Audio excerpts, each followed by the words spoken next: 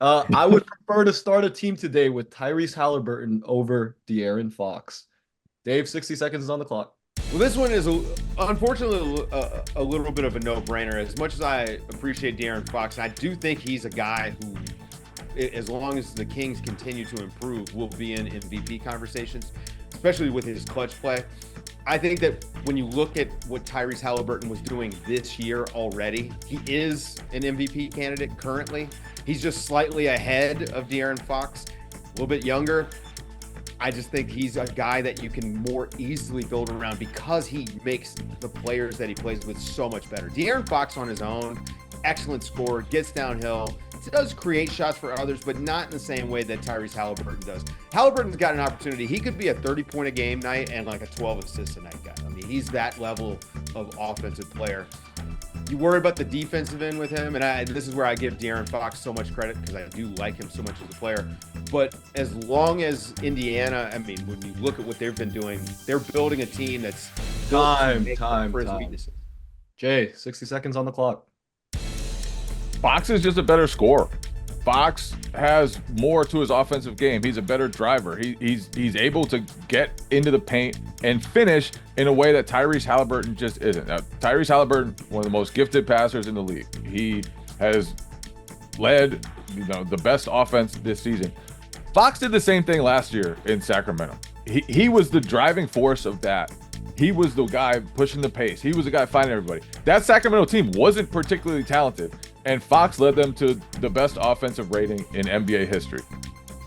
He's added the three-point shot to his game in a way that has just opened up everything for him, will open up everything for his team. He's shooting like 8 threes a game. He's gotten to the level of Haliburton as a three-point shooter, and to me, he just has more stuff to his game as a scorer than Haliburton. And I know the EPM and all the on-court metrics suggest that Haliburton has been... Time. To start this one off, can I ask Jay a question real quick? Go for it. Sure. You mentioned highest ever offensive rating last year. Until this year, and who's leading the number one offense ever? TJ McConnell. You're right. MVP candidate TJ McConnell is correct. Buddy Hield, Pacers. TJ McConnell, Aaron Nesmith. I mean, I hate to use your own point against you, but it does seem like Tyrese Haliburton is the superior offensive player. Scoring is only one part of playing offense, and also Tyrese Haliburton can really score. But the way that he sets up his teammates, creates look for other people, and just the creativity of some of the passes that he throws. I mean, I just think that sets him at a whole nother level as a lead ball handler, lead playmaker to De'Aaron Fox. To me, he's a two-level scorer. He's an incredible three-point shooter. He can get to the rim. The in-between game is where Fox can really thrive, where he can put you on your heels. We've seen him against Golden State in the playoffs stay at that super high level. And I haven't seen Haliburton do that. Have you seen Haliburton in the playoffs? Nope. Nope. Well, I will say this, never though. Made it there. Tyrese Haliburton, though, he did win an in-season tournament. Oh, congrats to him for winning. He made it to the farcical tournament that they created out of thin air this season. He beat the Boston Celtics and the Milwaukee Bucks on the way there. I mean, the two supposed favorites in the East. So, I mean, I just think that we've seen this guy in high pressure situations, and he's performed very well. So, making the playoffs, it's a team sport. One guy, this young guy, hasn't had a chance to really do that yet, but they're going to make the playoffs this year. So we're going to see it this year. I think Pascal Siakam, again, perfect running mate for Tyrese Haliburton. We're about to see his game expand even further. And this guy was already an MVP candidate this year. So he's putting up fake stats in a system that is designed to just run and gun. The Pacers play a different style than anyone else in the league this year. They are flying up and down the court. Their stats are totally fake. And this sounds like what the Kings haters were saying about the Kings last year. Sounds very similar to what they were saying. It's a new year, and I can only go on what this year is telling me, and that's telling me that Haliburton stats are fake. The Pacers play a gimmicky system that won't hold up in the playoffs, Fox will. He's going to be the one who, when the game slows down, he's going to be able to get you a bucket. He's going to be able to get you into what you need. He's a fourth quarter monster, has been for a long time. And to me, that's what I want out of my point guard. Would the Kings be better if they kept Tyrese instead of getting Sabonis? And if so, how much better? That never would have worked. I would have loved for it to work, but and if we go back to the rings or bust thing, they could have been awesome. They could have scored a ton of points. They could have been super run and gun. They should have been one of the most fun teams to watch with that backcourt.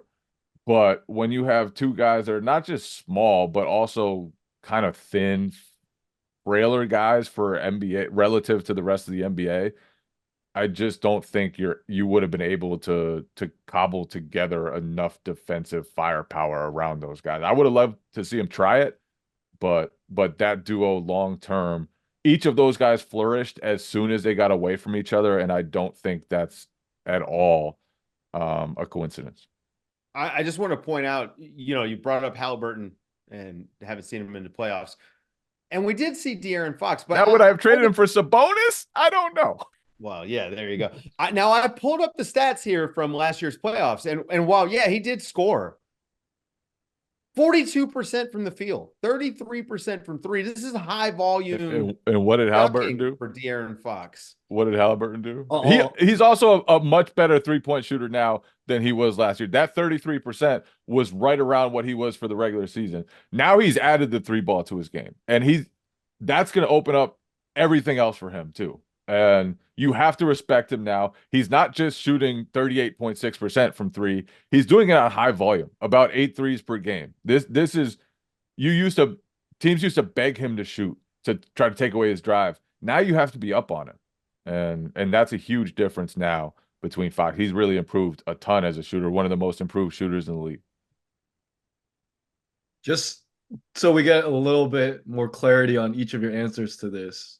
Are the Kings better suited, or do they have a better chance at winning a ring with Sabonis or with Haliburton on that team? I mean, Haliburton. I just think when you have talent, like having more talent is the thing that matters the most, right? De'Aaron Fox and Tyrese Haliburton combined talent is better than Haliburton and Sabonis or Fox and Sabonis, because both of those guys are better players than Domantas Sabonis. I would rather have those two guys and any other combination of three guys to fill out the rest of the lineup than Sabonis. Jay, do you agree? Yeah. Yes. Yeah. Especially because to me, where they screwed up there was not splitting up that backcourt, because that backcourt at some point was going to be split. Did they take the wrong guy? No, because no, they did not. They did not trade the wrong guy. Fox is better. He's better to build around. He's more to me. He's just he has more to his game as a scorer, and I think if you can get Haliburton in the half court, if you can be physical with him, if you can take away his airspace, and that's really, really hard to do, you can guard him. I don't think you can take away Fox's airspace, because he's one of the fastest, craftiest drivers in the league. And that's the difference to me. But with regard to the Sabonis trade, I would have just pursued somebody else. The league had such a high opinion of Haliburton, and rightfully so, that you didn't have to confine yourself. You didn't have to be so aggressive going after somebody who's limited. And Sabonis has been great. He's been fantastic. He's transformed the Kings. He's fit really well with Fox offensively. He was one of the reasons that team was number one in offense last year. But to me, I just would have wanted a different type of player than Sabonis with his limitations if I'm going to move such a crown jewel of a trade asset.